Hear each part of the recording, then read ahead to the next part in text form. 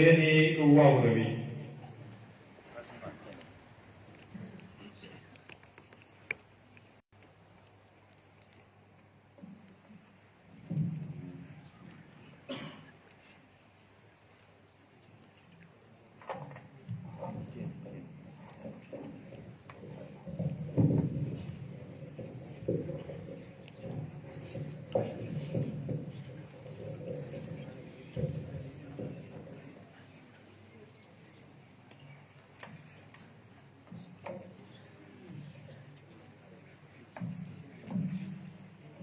السلام عليكم ورحمة الله وبركاته. الحمد لله والصلاة والسلام على سيدنا وحبيبنا وحبيب ربنا محمد رسول الله وعلى آله وصحبه ومن والاه. أما بعد فأعوذ بالله من الشيطان الرجيم. بسم الله الرحمن الرحيم. إن إبراهيم كان أمة قانتا. صدق الله خالقنا العظيم. إن الله وملائكته يصلون على النبي يا أيها الذين آمنوا صلوا عليه وسلموا تسليما. درود شريف شخص اللهم صل على سيدنا محمد وعلى آل سيدنا محمد كما صليت على سيدنا إبراهيم وعلى آل سيدنا إبراهيم إنك حميد مجيد.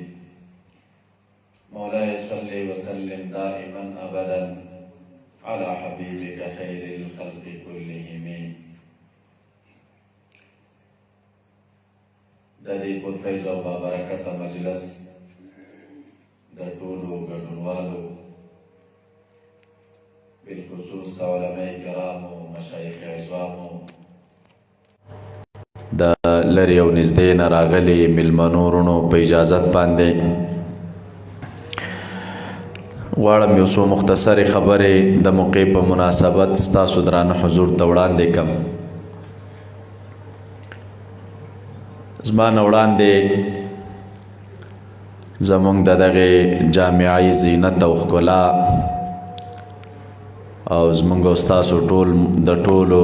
محسن او مربي جناب شیخ صاحب مبارک د حضرت شهید شیخ الاسلام غلام حضرت غلام نور الله مرقده الشریف د هغه مبارک په ژوند او په مکانت او مرتبه باندې مونږ تاسو ته یو څو خبرې وړاندې کړې. الله تعالی دې ور باندې مونږ تاسو ټولو ته د عمل کولو توفیق نصیب کړي.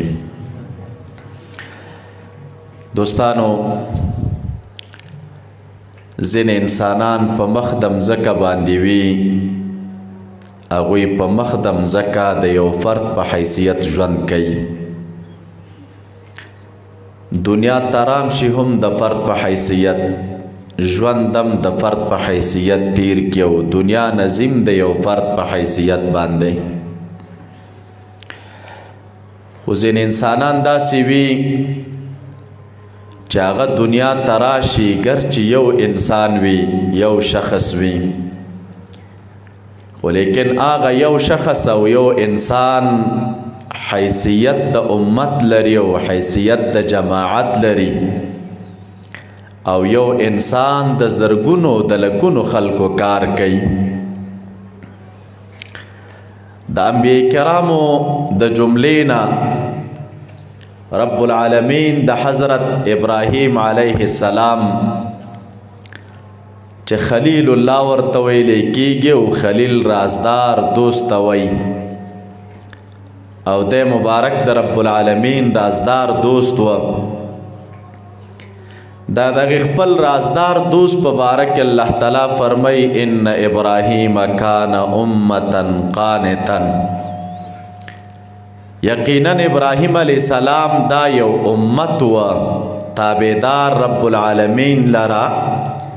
او مایل د باطل نه حق ته او د شرک نه توحید ته.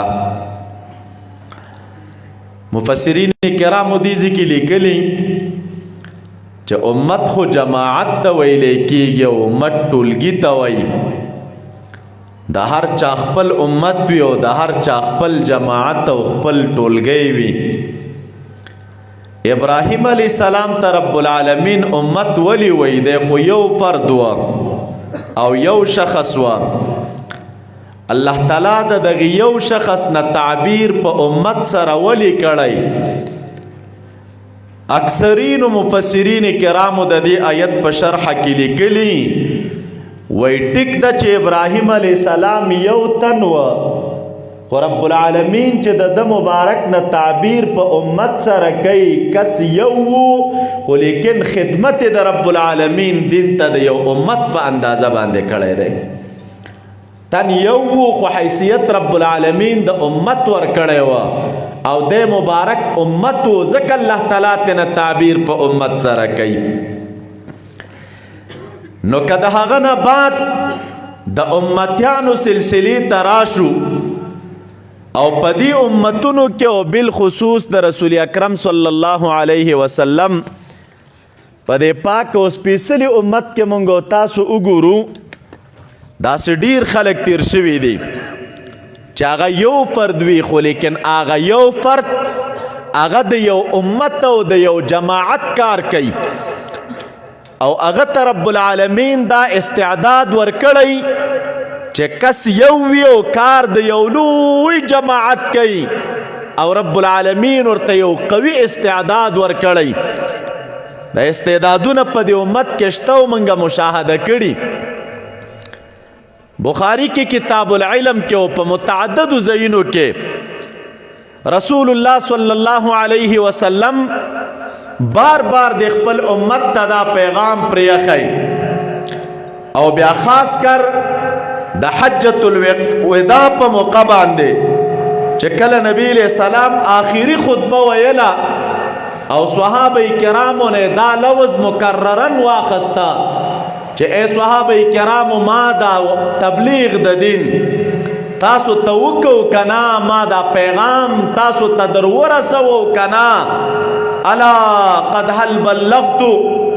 ازما امتیانو دا پیغام می تاسو ته در ورسو کنا او دی مبارکانو بار بار پدی باندې اقرار کو چې آو تاغه بیان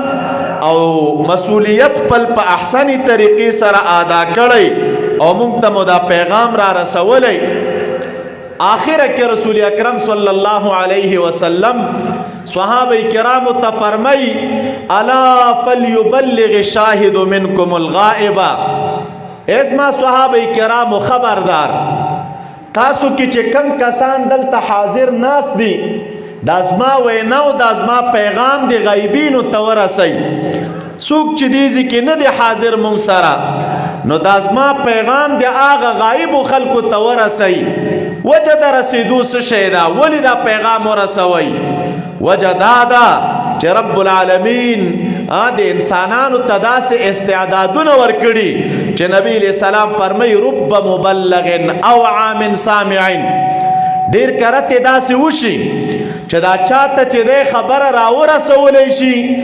دغه انسان د سامع او د اوریدونکو نه چې دی اوعاوي احفظ وي اعلم وي یو سړی به خبره ډایرکټ د نبی علیہ السلام نه اوریدلی وي یو سړی به خبره د صحابي مبارک نه اوریدلی وي یو بل کس دی هغه به تابعی وي اما منصب د صحابیت په خپل ځای باندې چې کم رب العالمین صحابه کرامو ته د نبی علیہ السلام هغه د صحبت په وجه باندې کم مقام او مرتبه ورکړی وه هغه خو ځان ته مسله ده چې موږ صحابه کرام معیار د حق ګڼو او د هغوی ایمانونه موږ د ستاسو د ایمانونو دپاره یو مثال دی او نمونه ده هغه ځان ته خبره ده خو لیکن دا کم استعدادونه چې د هغوی نه بعد رب العالمین په دغه امت کې ځینې اشخاصو ته ورکړي د محبوب د دغه وینا په اندازه باندې چې نبی علیہ السلام فرمایي چې رب مبلغ او عام سامع ډیر کرتی چې چاته خبره ورسولی شي د سامع او د اوریدونکو نه ډیر اوعا او اعلم او احفظ وي امقسې وشوه د دې امت اشخاص وتا صحابه کرام خبر را ورسولې دا داسې کسان و چې هغوی رسول اکرم صلی الله علیه وسلم نو لیدلی خو لیکن د محبوب د علم نه قربان دا معلومه و ورته چې زما په امت کې به وروستو داسې خلک راځي د عظیمو استعدادونو خاوندان چې په اکمل او په اتمې طریقې باندې د دغې نبوت د بحر نه به دوی حصه اخیستې وي او په اعلی مراتبو د قرب او د رب العالمین د دوستۍ باندې به فایز ګرځېدلي وي همغه وینا یې رښتیا شوه چې محبوب فرمایي دا تاسو چې چاته خبر ورسوئ هغه به اوعا او احفظ وي اعلم به وي د تاسو نه زما د وینا دپاره الله تعالی د محبوب د دغې وینا د مصداق دپاره په دنیا کې ائمه کرام راولېږل بهترین نمونې د هغې ائمه کرامو زمونږ او ستاسو مخې ته پرتې دي د امام مالک رحمت الله علیه غوندې هستی رب العالمین دنیا ته راولېږله چې د محبوب د احادیثو اعلم و او احفظ و د مدینې منورې اوسېدونکی و د خلکو په منځ کې شهرت په عالم د عالمنا شارحینو د احادیثو لیکلي د نبی علیه السلام د هغې وینا مصداقو چې رب مبلغ اوعى من سامعین واقعا چې امام مالک رحمت الله علیه په خپل دور کې د مدینې منورې اعلم انسان و رب العالمین پوهه ورکړې وه کم خدمت چې د رسول الله صلی الله علیه وسلم احادیثو ته د نبی علیه السلام د دغې پیشنګویي مطابق کړی هغه د هیچا نه مخفي نه دی یو تن و خو د امت مسئولیت ادا کا دیو جماعت مسئولیت ادا کا بیا د مبارک ترڅنګ د امام شافعی رحمت الله علیه غوندیاستی د مبارک ترڅنګ د امام احمد رحمت الله علیه غوندیاستی چې په مراتب د قرب او د نزدېکت رب العالمین نازولو او د دین اسلام د ترویج د پاره او د اهل باطل سره د مناظرو په میدان کې یو ځان ته امتیازي شان او حیثیت لرو دا کړهونه تیر کړل تکلیفونه تیر کړل وهل او خړل بندخانه تیر کړلې اما میدان د مناظره او علمی میدان چاته پرې نه خودا د بادشاہ په حضور تعذیب ورکولې کیږي امام مالک امام احمد په خپل خبره ولاړ دی او وای خلکو ته چې د الله تعالی قران او د رب العالمین کلام هو کلام الله غیر مخلوق زما د خپل دعوه ده چې د الله تعالی وینا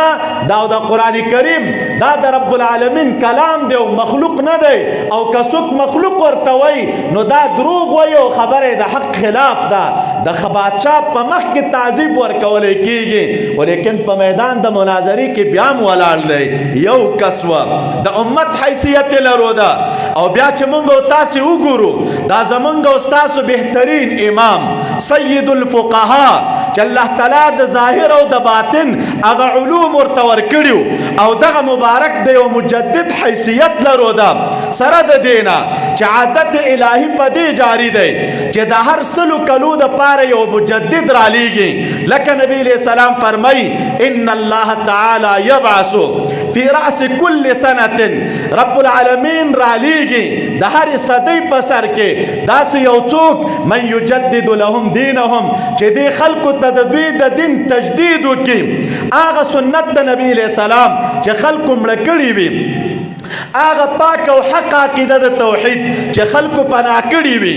او د خپل ذاتي او شخصي مفاداتو د پاره خلکو علمی بازارونه ګرم کړي وي الله تعالی په هر دور کې د هر صدی پر اس کې یو مجدد را لیږي چې هغه مجدد به د دین تجدید کوي علماء کرام لیکلي په اوله مرتبه کې مجدد د دین دا رسول اکرم صلی الله علیه وسلم و او د هغه مبارک نازولی صحابه کرام هغه څوک چې د دین تجدید وکړه او د دین او پاک او سپیشل حق عقیده خلکو ته روښانه او څرګند او واضحه کړله خو د دغه معاونینو ترڅنګ تر زرمې صدۍ پورې چې کله زر صدۍ تېرې شولې الله تعالی د رسول الله صلی الله علیه وسلم صحابه کرام او بیا د هغې ترڅنګ ائمه د دین او بالخصوص امام ابو حنیفه رحمت الله علیه چې دا معاونین د رسول اکرم صلی الله الله علیه وسلم په تجدید د دین کې و چې کله دا 1000 کاله تیر شول او دویمه زرمه راغله فتنې په اوج وې فتنې برپا وې خلکو چې دی د خپل ځان نه دینونه جوړ کړي وه په هر ځای کې بالخصوص په دغې علاقو کې چې هندوستان یې ورته ویل د اکبر باچا زمانه وه خلکو ځان ځان ته دینونه جوړ کړي وه خلکو ځان ځان ته فکرونه لرودل د باچا د تعظیم دپاره د ځان نه روایات جوړول د هغې دپاره د سجدو لارې هوارولې یو خود ساخته او مکس دین یې جوړ کړی د باچا او د خلکو د مزاج په طبیعت باندې آثار د دین ورځ په ورځ په زړېدو په کمزوري کېدو وه د رسول الله صلی الله علیه وسلم د دین ترویج او د ملت ترویج دا ورځ په ورځ په کمزوري کېدو وه په د دویمې زرمې دپاره رب العالمین داسې یو بهترینه هستي راولېږله چې د دې امت دپاره د نبي علیه السلام د دین ترویج وکړه او دا مړه سنت د نبي علیه السلام یې راژوندي کړه او د نبي علیه السلام د دین تجدید یې وکړه هغه څوک و هغه سید الطائفه شخصیت د دغې امت یوه بهترینه او عظیمه هستي د امام رباني رحمت الله علیه په شکل کې دنیا ته تشریف راوړه او د مبارک هغه هستي ده چې د اولې زرمې نه بعد چې دا دویمه کومه زرمه را روانه وه د دې 1000 کالو دپاره رب العالمین مجدد منتخب کړی او د هغه په تجدید علماو کتابونه لیکلي دي دا د دې 1000 کالو مجدد وه د ده مبارک نه بعد چې دنیا ته هر مجدد راځي او هغه تجدید د دین کوي که هغه د سلمې په سر کې وي که د سلم کال په وسط کې وي خو به هر تقدیر چې هر مجدد وي د هر نسبت سره تعلق وي د هرې طریقې سره تعلق وي دا هستی هغه عظیمه هستی وه چې د دې ټولو اولیاء کرامو سینې ته فیض او برکت دا رب العالمین د دغې بهترینې هستۍ په توسط باندې تقسیموي یو کس وه د امت حیثیت یې لروده څومره ترویج د دین یې وکړه څومره ترویج د ملت یې وکړه څومره بدعات یې ورک کړل څومره رسومات یې ورک کړل دا سلسله همدغسې روانه وه چې د مبارک خدمت د دین کو د ظالم بادشاه مقابلې ته ولاړ وه بندیخانې تیرې کړلې مشکلات یې تیر کړل د خلکو فتوی تیرې کړلې ویې زغملې چا پې د ارتداد فتوی ورکولې چا پې د زندقت فتوی ورکولې خو یو دور داسې راغی چې په خپل دور کې د خلکو محسود وه خلکو پې فتوی لګولې د کفر او د شرک او د ارتداد خو یو دوران داسې راغی شاه ولی الله محدث دهلوي رحمت الله علیه وی حتی بلغ امره امام ربانی رحمت الله علیه آغا عظیمه هستی ده چې د ده شان او منصب او مرتبه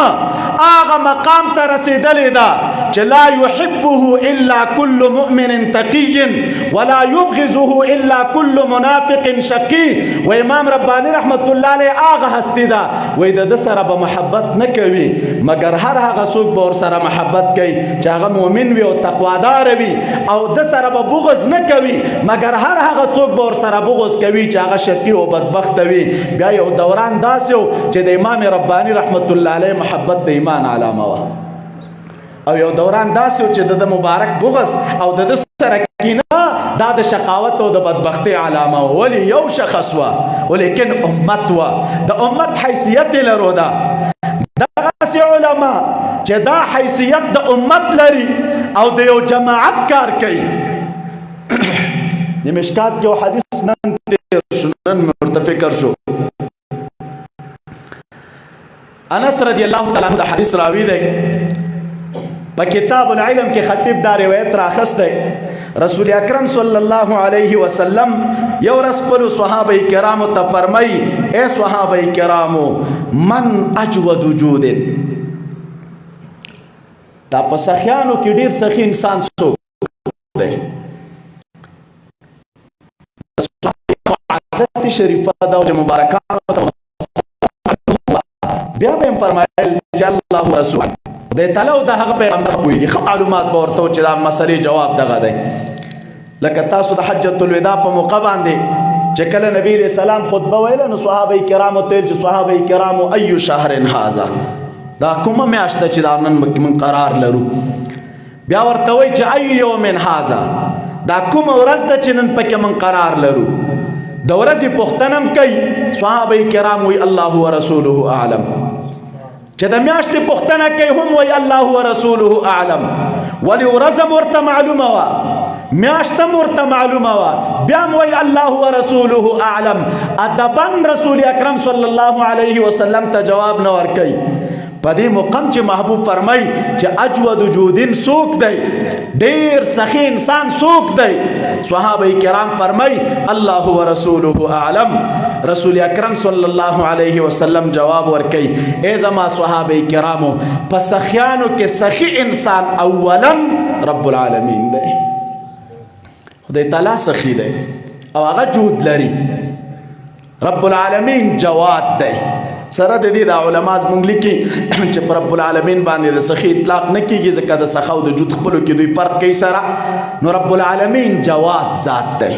عطا ډیره ده مهرباني ډیره ده فضل ډیر دی او د رب العالمین نه بعد رسول اکرم صلی الله علیه وسلم فرمای ثم انا بیا زه سخیم او زما سخا ډیره ده رب العالمین سخی دی او د هغه نه بعد زه سخیم او د مبارک بسخی ولی نه ام دی کتاب العلم کہ محدثین کرام یو حدیث راخلی رسول اکرم صلی اللہ علیہ وسلم فرمائی انما انا قاسم واللہ یعطی اسما صحابہ کرامو یقینا تقسیمون کے زیم او عطا او ورکڑا دا خود رب العالمین دلوری دا معطی رب العالمین دے ورکړه کون کې ذات رب العالمین دی ورکړه د هغه دلوري دا اما تقسیم چې کېږي نو دا زما په لاس باندې کېږي نو ورکون کې هم سخی دی او تقسیمون کې هم سخی دی د ورکون کې جود هم زیات دی او د تقسیمون کې سخا هم ډیره ده د مبارک فرمای چې د رب العالمین نه بعد سخی زم او جود ما کې ډیر دی دام دی وجینا اللہ دے د شیخ سے مبارک درجات بلند کی مبارک با فرمائل چی نبی علیہ السلام فرمائل چی انما انا قاسم بطور حصر وی یقینا ز تقسیمون کیم نو تقسیم رسول اللہ صلی اللہ علیہ وسلم د سشی کو څوک چې دا هغه منصب د محبوب نشي برداشت کولای هغه د دې حدیث تعلق د غنایم سره دی او مقصد دا دی چې نبی علیہ السلام فرمایي زه د غنایم تقسیمون کیم خو سره د دینه چې علماء دا حدیث په کتاب العلم کې راخستی نو علماء لیکي چې حدیث په کتاب العلم کې دی د دینه دا معلومیږي که هغه ظاهري اموال و که ظاهري سخاوه او که باطنی سخاوه که ظاهري ورکړه وه او که باطنی ورکړه وه په دې دواړو کې تر ټولو انسانانو ډېر سخي ترین انسان هغه محمد عربي صلی الله علیه وسلم او د مبارک تقسیمون کې وه ظاهري تقسیم هم د پلاسو باطنی و معنوي تقسیم هم د پلاسو خیرات او علوم او برکتون هم د مبارک پلاس تقسیمېدل د دې وجه نه مبارک به فرمایل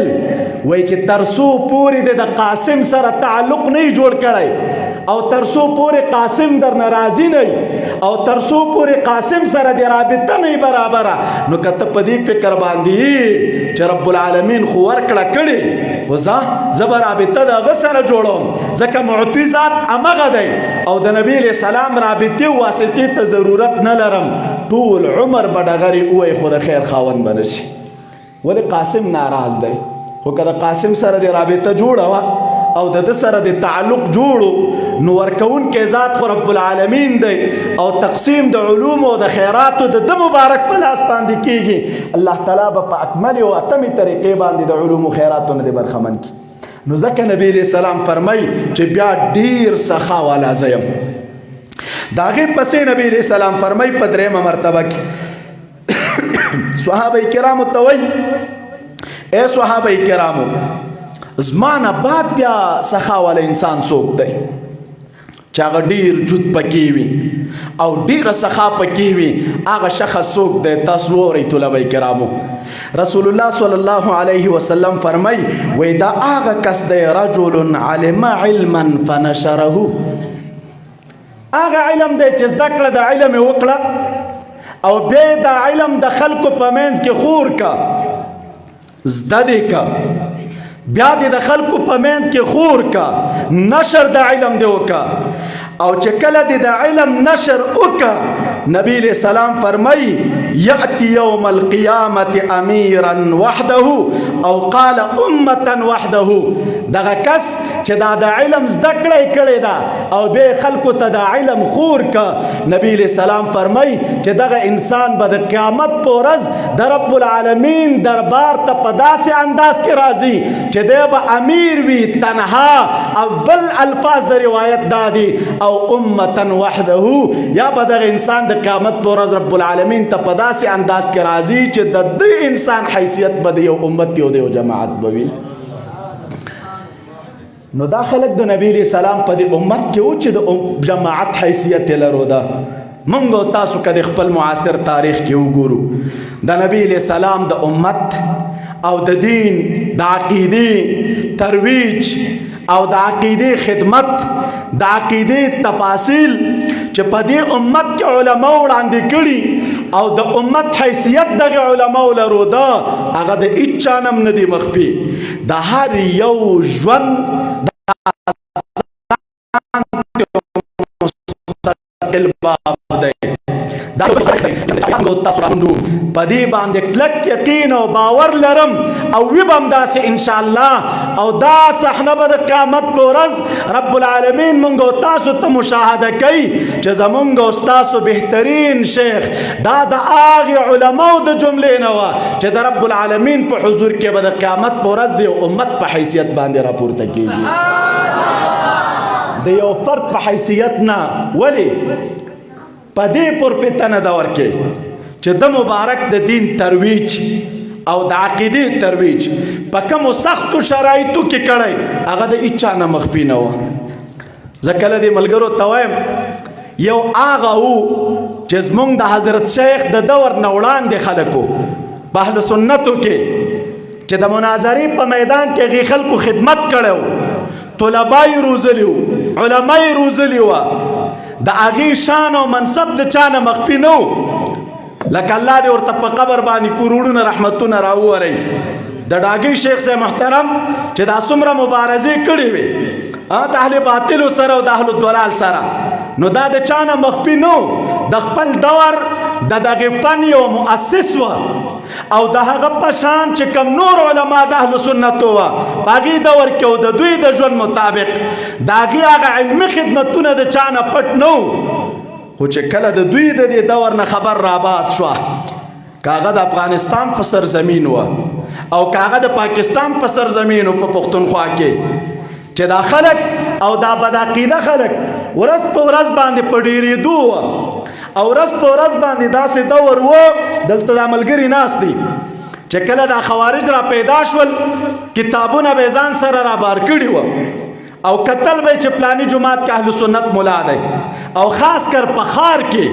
چې دوی فکر دا و چې دا د ښار مرکزي جماعتونه موږ را خپل کو، د کتابو سره به جماعت ته ورغلل، ملا پسې به یې مونځ وکړه، د مقتدیانو په مخ کې به یې کېنه او پوښتنې به یې ترېنه شروع کړلې. دا رفع الیدین دې ولې ونه کړه، امین بالجهر دې ولې ونه ویلې، قرات خلف الامام دې دا مقتدیان ولې نه وایي. نو کا به څومره هم تکړه مولا خو خالي ذهن به او دی به د کتابو سره ورغلی، مقتدیانو ته ویل ته وګوره دې حدیث تا کتاب کې دا حدیث راغلی او ستاسو مولا یې نه مني، دې کتاب کې دا حدیث راغلی ستاسو مولا یې نه مني.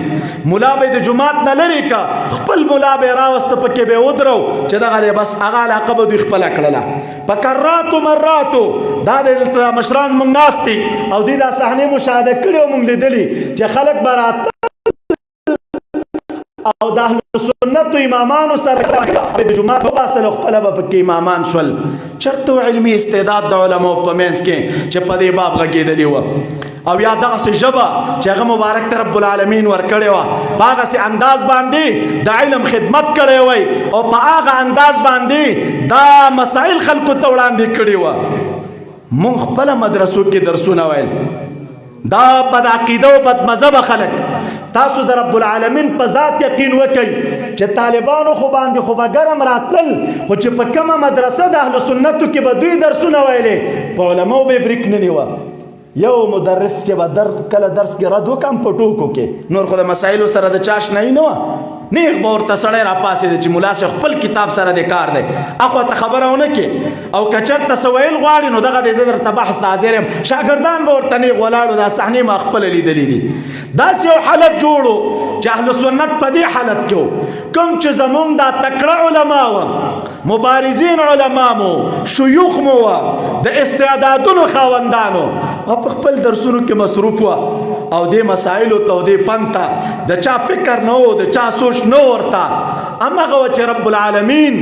یوه هستي دنیا ته راولېږله او دغسې یو عظیم استعداد یې ورکه لکه د غر په شان باندې او د هغې استعداد سره سره الله تعالی یو قوي قوت د بیان ورکه یو لذیذه ژبه یې ورکړله او د دین اسلام خدمت یې شروع که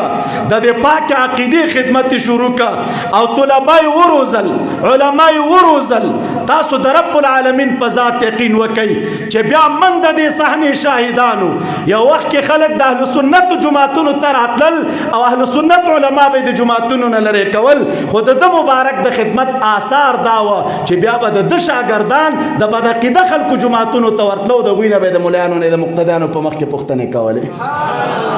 دا پټې پناه نه دي دا هندوستان دلته ناست دي چې چا در شیخ صاحب سره وخت تېر کړی دی داسې یو سرشار و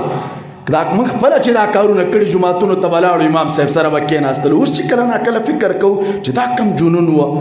دا کوم لیونتوب چې کلي کې د جومات کې په 1500 کاله امام تېر کړي هغه د مقتدیانو لري او ته بیا ورشه او د مقتدیانو په مخ کې د ملا سره بحث کوه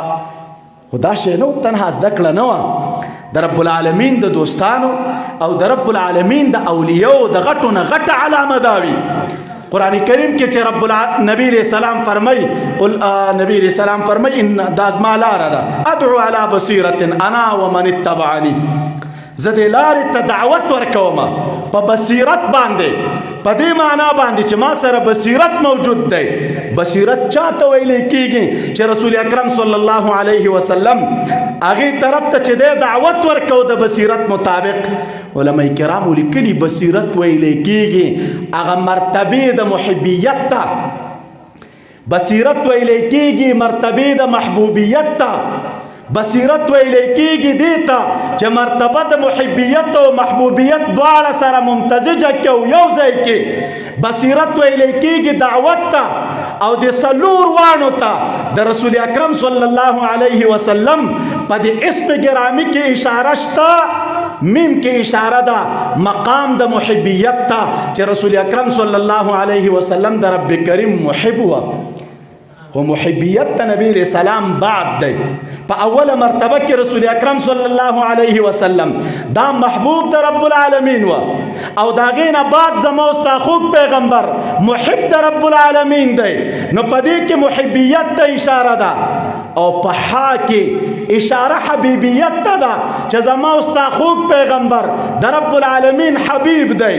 په دویم میم کې اشاره دې ته ده چې دا مقام د محبیت او د محبوبیت دا دوانه سره را یو ځای دی او ممتزج دی او دا کمال رب العالمین د مبارک ته ورکړی او څلورمه مرتبه کې دال دی په دال کې اشاره دې ته ده چې زما ستا خوږ پیغمبر داعی و دا څلور واړه مراتب پکې راغونډو د خدای تعالی د محبیت د الله تعالی د محبوبیت د امتزاج مرتبه او د دعوت مرتبه د دې وجه نه علماء کرام لیکي داعی به هغه څوک وي چې چاته رب العالمین دا کمالات په طریقې د اتباع د رسول اکرم صلی الله علیه وسلم ورکړي وي چې هم الله تعالی آگاهی د ظاهر علم ورکړي هم د باطن علم ورکړي که یو چاته تنها خدای تعالی د ظاهر علم ورکړي د باطن علم یې نه ورکړی دعوت د اکمل نه وي او اتم نه وي ولې دی په یوه سترګه ړوند دی او که یو چاته رب العالمین یو څوک چې بیا د جهالت په مرتبه کې دغه خو دعوت د سره مفید دی نه ولې دی اهل د دعوت نه دی داعی به هغه څوک وي چې چاته رب العالمین دا دواړه مرتبې او منصبونه ورکړي وي د ظاهر او د باطن دواړه علوم رب العالمین ورکړي وي هغه انسان به کامل داعی وي نبی علیہ السلام ته رب العالمین ورکړي بیا دغه نه بعد د هغه چې کوم وارثانو الله تعالی دا کمالات هغې ته عطا کړي وه هغې ته ورکول او د هغې وارثینو د جملې نه یو زمونږ او ستاسو خوږ او بهترین شهید شیخ الاسلام نور الله مرقده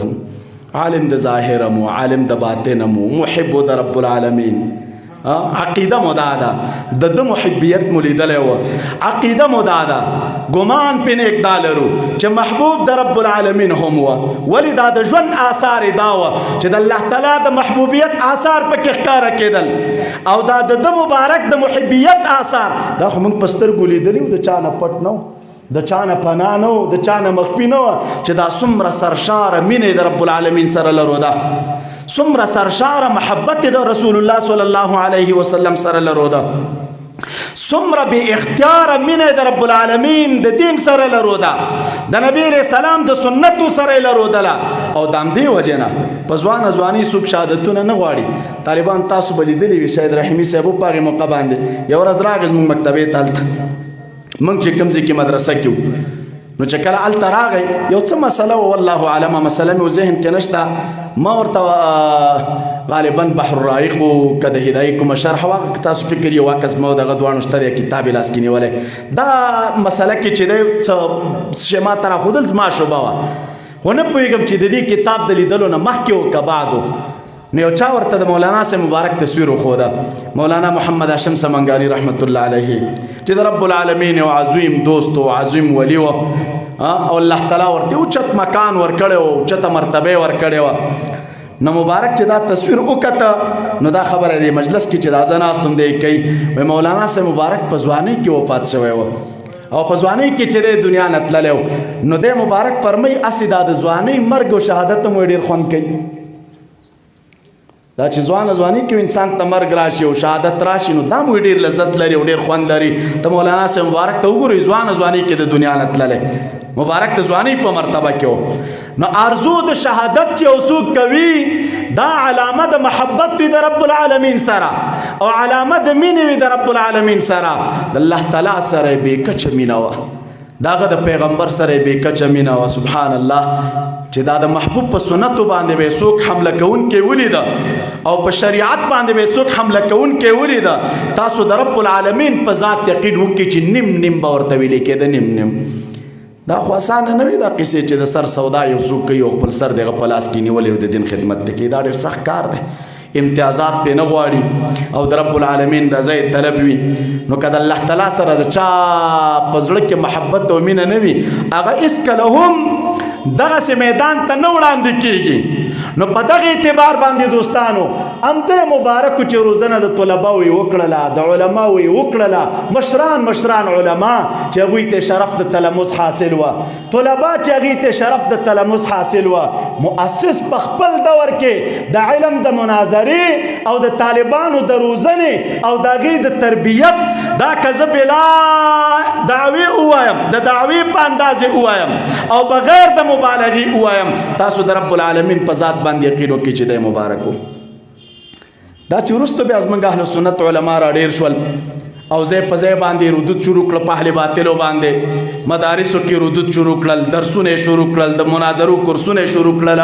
تاسې د رب العالمین په ذات باندې یقین وکئ چې دا علما زموږ هغه علما وه چې یو ځل یې د مبارک د بحر نه اوبه څکلې وې دا ما لیدلی و چې را بغللو حوالې به یې غونډولې د ځان سره او دا ما لیدلی و چې را بغللو په دې مسلو به یې پوښتنې کولې او دا ما لیدلی و چې د ده مبارک د کتابچې نه پټ سټیټونه باسلي او تلي دي او بیا به یې همغه بیانول نو موږ خو پې خوشحاله یو فخر کوو ورباندې خو که د هغه مبارک په ژوند باندې دې شي ته څوک قانع کېدل نه مرګ نه بعد مو ډېر خلک ولیدل د شهادت نه بعد داسې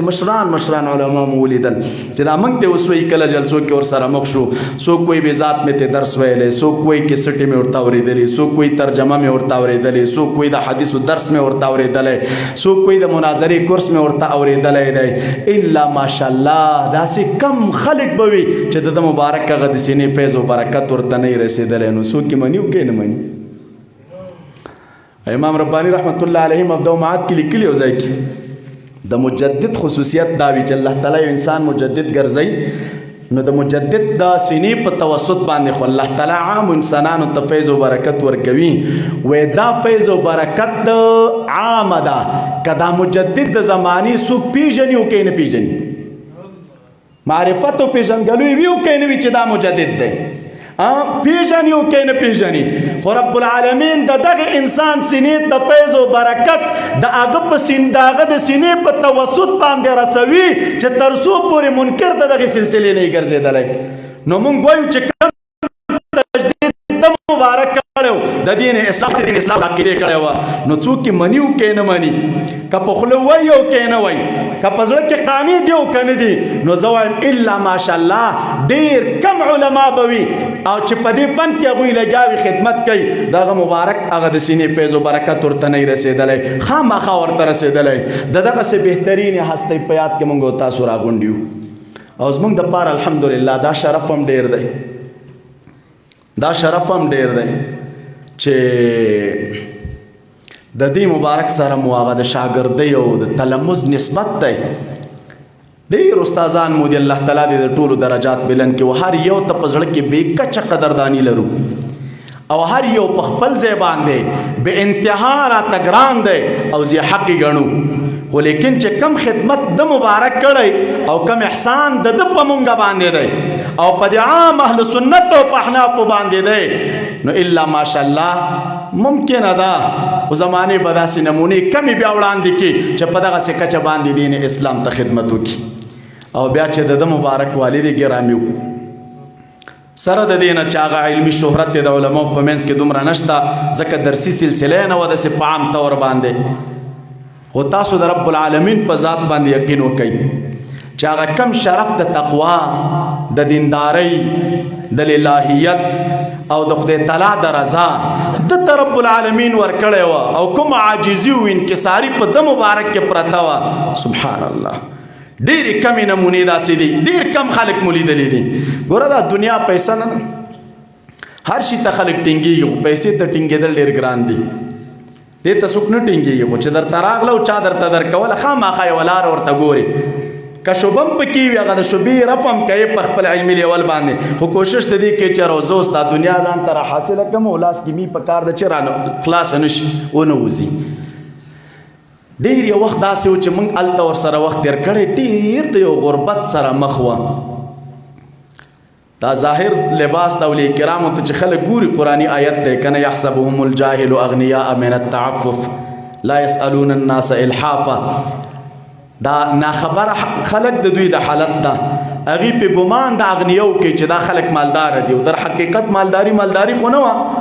موږ ته معلومه ده چې ډېر د سخت او غربت ژوند مبارک تیر کړی د بچو په شمول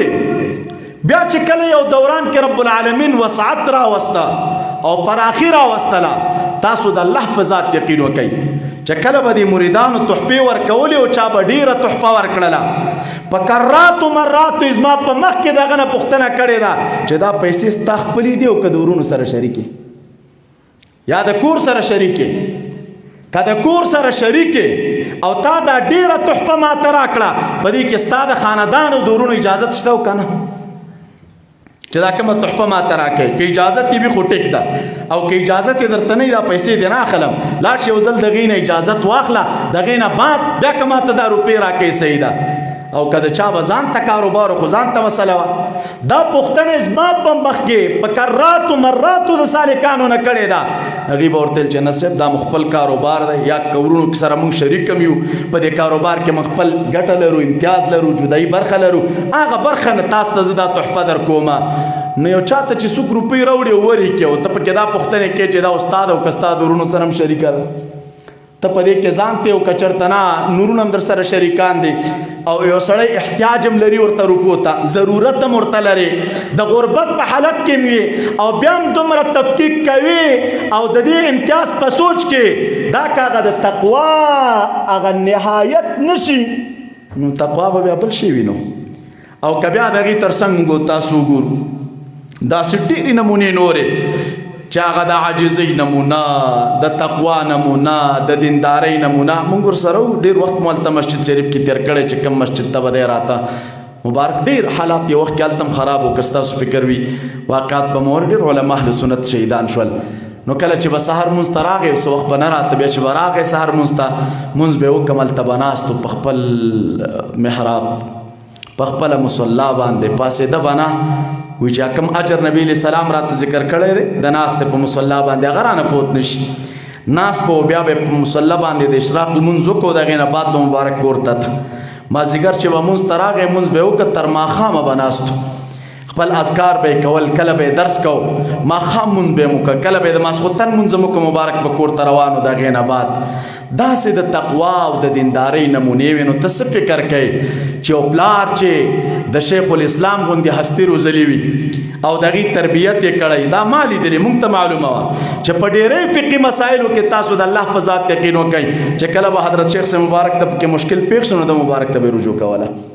د ده نه به یې پوښتنه کوله دا مسله ستا د نظره تېره ده کوم ځای کې تېره ده څنګه ده مسله د حقایق به یې د هغه نه معلومول. تاسو که د صوفیه کرامو د جذب او د وجد مسایل وګورئ کله چې به حضرت شیخ صاحب مبارک بیانول سره د دې نه چې په خپل کتاب او کتابچه کې لیکلو د هغې نه به یې ویل خو چې کله د هغه مبارک کتاب چاپ شو والد ګرامي د صوفیه کرامو په جذب یو کتاب لیکلی نو بیا چې به کله مسله د مناظرې د کورس او د جذب مسله حضرت شیخ صاحب مبارک بیانوله شاګردانو ته نو دغه مبارک د کتاب نه به بیانوله.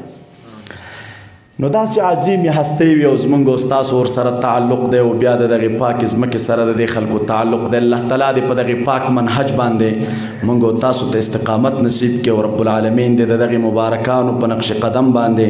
مونږ او تاسو ته ژوند نصیب کړي او الله تعالی دې په دغې پاک مسیر باندې مونږ او تاسو ته چې دی د مزل کولو توفیق راکړي. علما مشایخ مو ناست دي دلته طلبه کرام او تاسو ناست یئ ځکه له خپلو ملګرو ته بس د هر چا دپاره یو شرف وي که نه شرفونه لري بس مونږ او ستاسو دپاره دا شرف کافي دی چې رب العالمین مونږ او تاسو ته نصیب کړی چې دغه مبارک هغه د تلمذ او د شاګردۍ په هغه فیض او برکت راته الله تعالی را نصیب کړی دی. او لکه مخکې چې حضرت شیخ صاحب مبارک وفرمیل دا مبالغې نه دي والله العظیم که دا مبالغې وي چې هغه کومه رڼا او نورانیت دغه مبارک په مجلس کې پروت و دغه مبارک په درس کې کوم فیض و برکت پروت و نو الله دې د مبارک په باندې السلام علیکم ورحمة الله.